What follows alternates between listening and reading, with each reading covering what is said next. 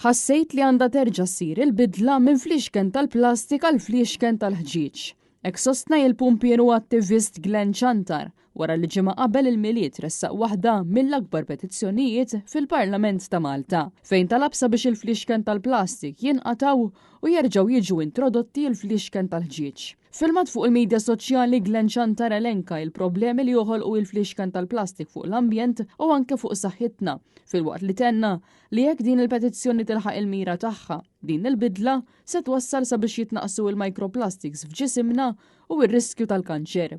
Il-problemi li qed jinħolqu kemm ta' saħħa kemm ambjentali bil-fliexken tal-plastik huma esaġerati.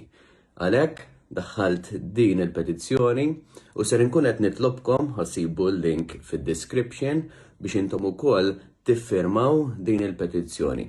Tiħdilkom ftit tal-ħin biss. Mela itlu fil-link, iffirmawha, ħatirċievu email ta' confirmation u għamlu accept ukoll.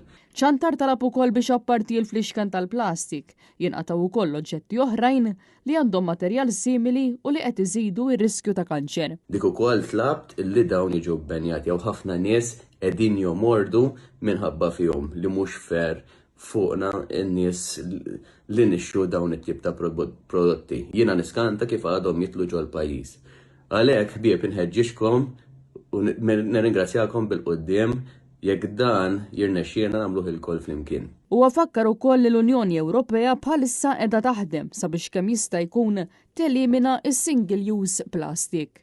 Glenn Chantar ħeġġeġ lill poplu Malti wawċi kollu sabiex jikkontribwixxi għal din il-bidla billi jiffirma din il-petizzjoni li sa issa diġà għandha mijiet ta' firem u li se twassal għal bidla pożittiva kemm fl-ambjent kif ukoll fuq saħħitna.